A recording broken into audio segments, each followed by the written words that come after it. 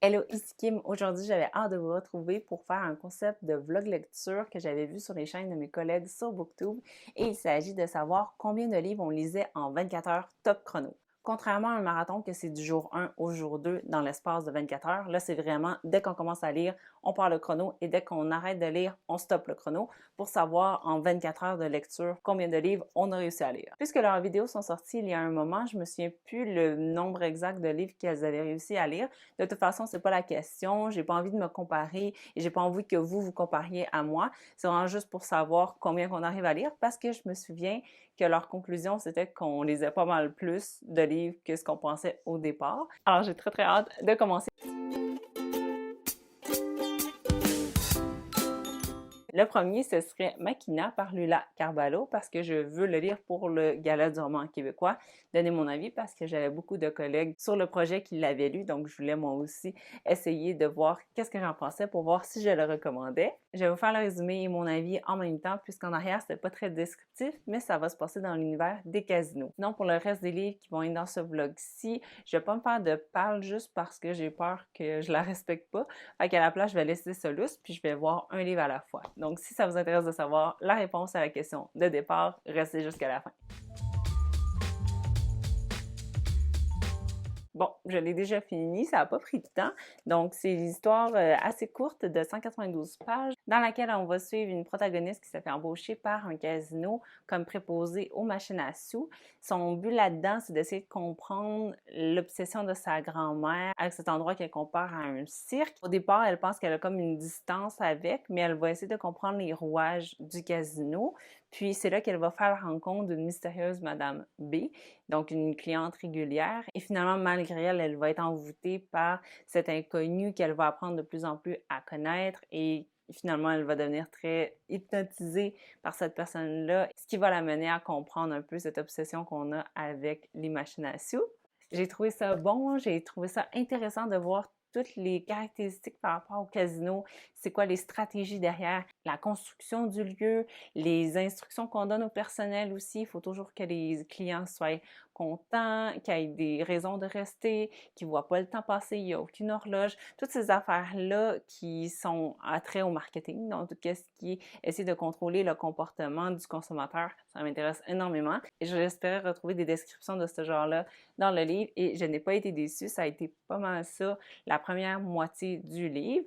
La dernière moitié, en fait, tout ce qui était la fin un peu avec l'autofiction, ça m'a moins plu malheureusement. J'ai plus accroché au début personnellement. En somme toute, une très bonne lecture, très rapide surtout. Alors, on va enchaîner avec ma prochaine lecture qui va être une romance en anglais. Le livre que j'ai choisi, ce serait The Friend Zone par Abby Jimenez, qui était la série qui figurait au top de ma palle de septembre. Donc, on va commencer avec celui-là. Puis, puisque je n'ai pas la version audio, je vais vraiment voir combien de temps que ça me prend parce que je lis quand même beaucoup de livres audio d'habitude, surtout avec les enfants, dans les déplacements, pour aller chercher à la garderie ou faire des commissions. Ça me sauve vraiment beaucoup de temps. Alors, dans la vie de tous les jours, j'aime vraiment ça les utiliser. Mais là, dans le cadre de ce vlog-ci, je vais laisser les livres audio de côté parce que le but, c'est vraiment de savoir combien de livres je lis physiquement. Donc, pour celui-ci, je ne vais pas me procurer la version audio et je vais juste le lire en papier. Bon, il y a juste dans mon auto que j'arrive à avoir du silence pour pouvoir filmer. Dans ma maison, c'est impossible avec le bébé et la grande fille. Donc, j'ai terminé The Friend Zone. C'était vraiment bon. C'est une romance comme je les aime. C'était le deuxième livre de Abby Jimenez que je lisais et je veux tout lire, ces livres. Certains disent que tu n'es pas obligé de les lire dans l'ordre. C'est vrai qu'individuellement, ça peut faire quand même du sens. Mais moi, après avoir lu le deuxième, The Happy Ever After Playlist, je me range plutôt du côté de ceux qui pensent qu'il faut que tu les lises obligatoirement dans l'ordre parce que tu as déjà appris à connaître ce personnage-là. Puis aussi, on suit les autres personnages autour. Donc, c'est comme tout interconnecté. Mais ça fait aussi en sorte que lorsque tu as des nouvelles des autres personnages, tu étais dans leur tête il n'y a pas si longtemps. Donc, tu comprends toute la gravité des choses qui leur arrivent, puis tu comprends aussi qu'est-ce que ça signifie pour eux. Bref, dans The Friend Zone, j'ai adoré que ça commence très rapidement, donc l'action est très dynamique. Dès les deux premiers chapitres, on a notre meet cute, c'est deux perspectives, donc on suit les deux personnages principaux. le point de vue de Kristen, qui est une jeune femme qui est indépendante, très assumée. Elle a son entreprise, elle a son petit chien et c'est une personne qui a un franc-parler, un humour spécial et vraiment une folie dans la manière qu'elle voit les choses, une simplicité aussi.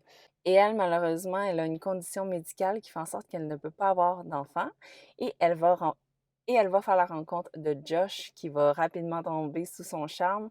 Lui, il vient d'une grande famille, donc il a 6 sœurs et il souhaite avoir une grande famille à lui un jour.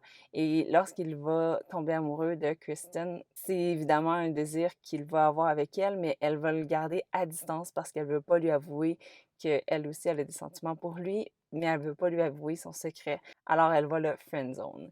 Et lui va apprendre à la découvrir à son pire, c'est-à-dire pas arrangée, avec des rouleaux à friser, toute croche, pas bien habillée, parce qu'elle va essayer de faire tout ce qu'elle peut pour qu'il tombe pas amoureux d'elle. Donc c'était vraiment super cute, lire les deux perspectives aussi, c'est le positif et le négatif. Niveau positif, c'était vraiment le fun de voir une scène, puis voir que l'autre personnage était de marbre, puis là, on se demandait qu'est-ce qui se passait dans sa tête parce que le personnage qu'on suivait se le demandait. Et donc, on avait hâte de passer au prochain chapitre pour revoir la scène, mais en sachant qu'est-ce qui s'était passé dans sa tête. Mais ça, c'était la qualité du défaut, puisque souvent, c'est ça, ça faisait pas amateur, mais ça paraissait que c'était son premier roman pour ça, mais c'était quand même assez subtil. Ce que je veux dire, c'est que des fois, quand il y a deux perspectives, les gens aiment pas ça qu'on revive toutes les mêmes scènes avec le point de vue de l'autre personnage.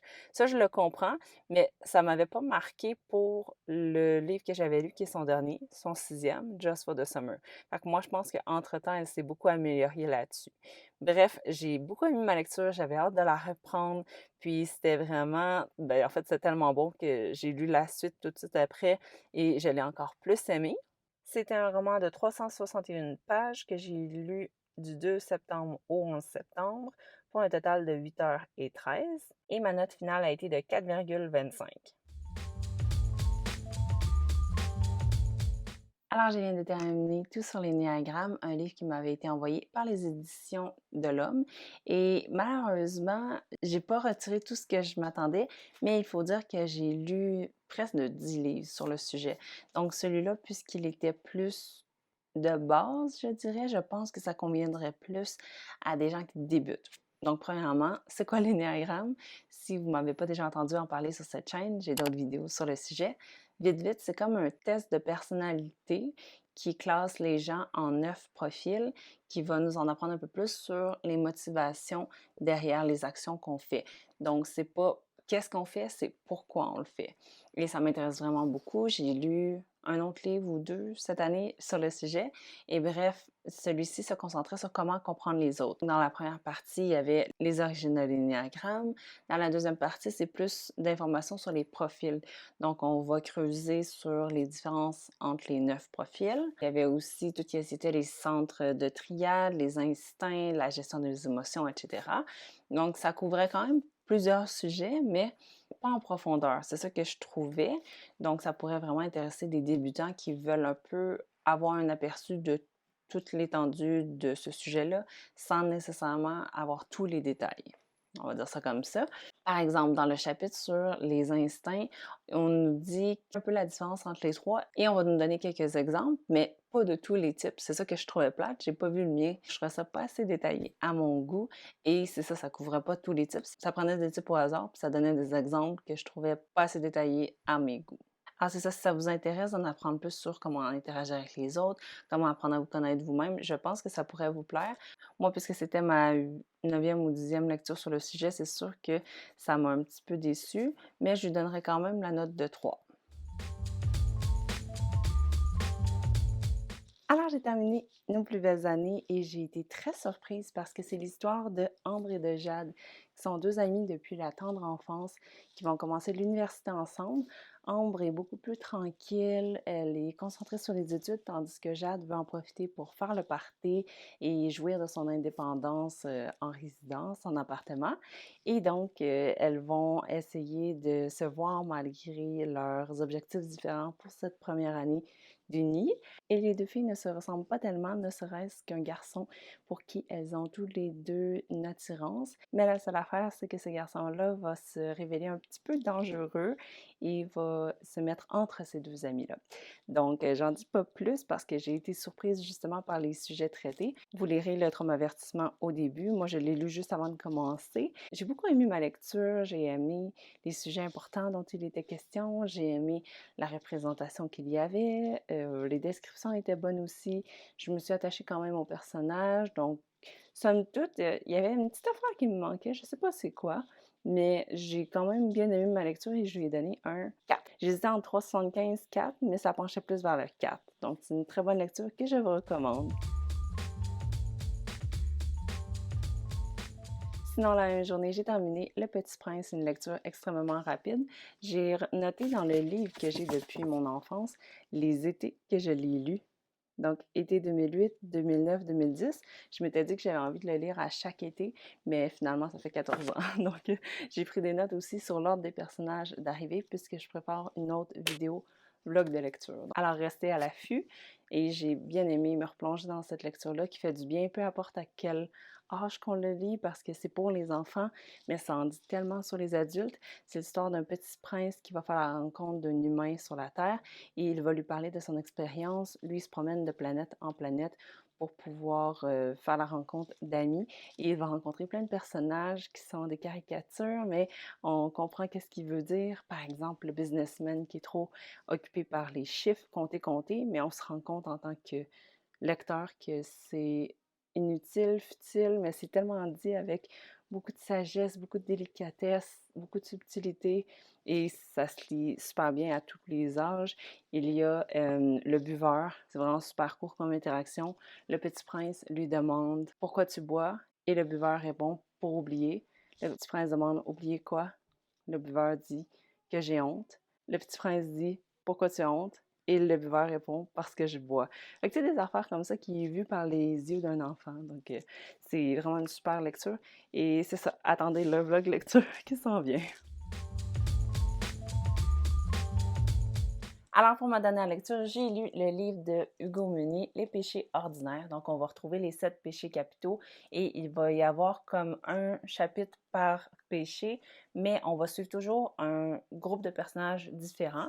Donc, il va y avoir une rupture mal gérée, un voyage en amoureux pour tester si ça passe ou ça casse, un vieux couple qui veut élargir ses horizons, il va y avoir un esclave en quête de liberté, un coup de chance lourd de conséquences, un policier sur le bord de l'explosion et 7 influenceurs sur une île déserte. Je vous laisse deviner quelle trame narrative va avec quel péché.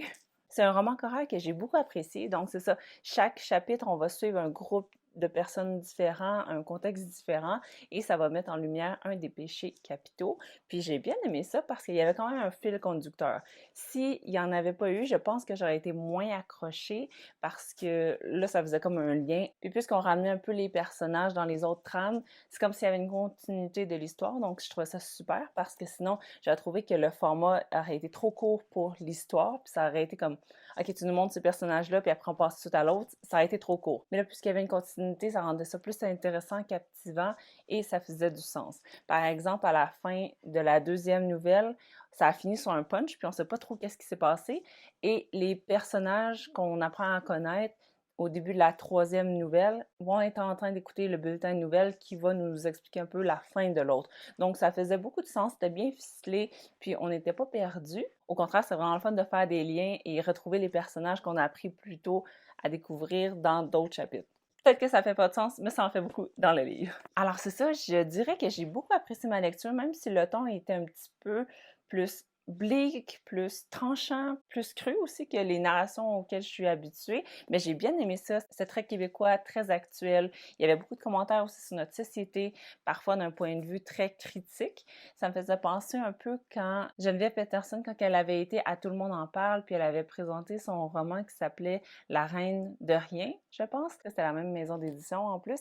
Elle disait que c'était une narration très critique, très à l'extrême pour rendre ça même un peu cathartique pour le lecteur. Alors bref, même si c'était vraiment différent de ce que j'ai l'habitude de lire, j'ai bien embarqué, j'avais hâte de reprendre ma lecture, puis c'était un très très bon divertissement.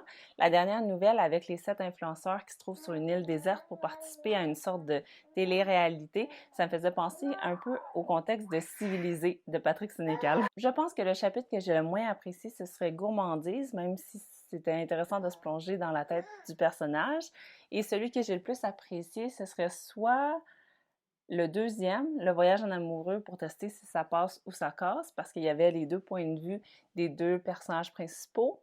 Et le chapitre sur les influenceurs, c'était quand même intéressant. Mais somme toute, j'ai bien apprécié toute ma lecture, puis comme je vous dis, j'avais hâte de le reprendre. Puis je crois que la longueur aussi des chapitres était bonne. C'était pas très, très, très rapide. Non, on prenait le temps de bien installer l'histoire, puis d'explorer le thème qui était le péché capital. Ah, ma note. Je sais pas quelle note lui donner. J'irais avec un 4, 4,25. Oui, je pense que quelque chose comme ça. Alors voilà, donc combien de livres j'ai lus en 24 heures top chrono? Il y en a eu 1, 2, 3, 4, 5, 6, donc 6 livres, avec quand même un bon total de nombre de pages. J'ai fait quand même des belles découvertes. Alors voilà, somme toute, j'ai beaucoup aimé mon expérience avec le chrono. Je trouvais ça quand même un petit peu stressant parce que dès que je réalisais une même phrase, j'avais l'impression de perdre du temps. Même si c'était pas grave, je voulais quand même optimiser le plus possible pour que ce soit le plus près de la réalité. J'ai bien apprécié ça, surtout au début. Je trouvais que j'avais pas tant de temps de lire que ça avec ma vie de famille et tout. Puis ça a instauré une habitude à tous les jours de lire un petit peu puisque je savais que cette expérience-là serait longue dans le temps. Comme de fait, on a commencé en septembre et on est rendu en novembre. Alors c'est ça, au début, j'avais peur que le chrono se reset, donc je faisais plein de captures d'écran pour être sûre d'avoir les chiffres parfaitement exacts et justes. Mais c'est ça, lire avec un chrono, c'est pas l'expérience la plus agréable parce que chaque fois que je me faisais interrompre ou que j'avais un message texte, il fallait que j'arrête le chrono, je repars. Alors c'est ça, c'était quand même un peu chaotique, mais somme toute, j'ai bien aimé l'expérience d'avoir le résultat final. Alors c'est ça, en conclusion, j'espère que vous avez apprécié le résultat de cette expérience-ci et d'avoir suivi aussi mes avis de lecture. Sur ça, je vais vous retrouver bientôt. À la prochaine!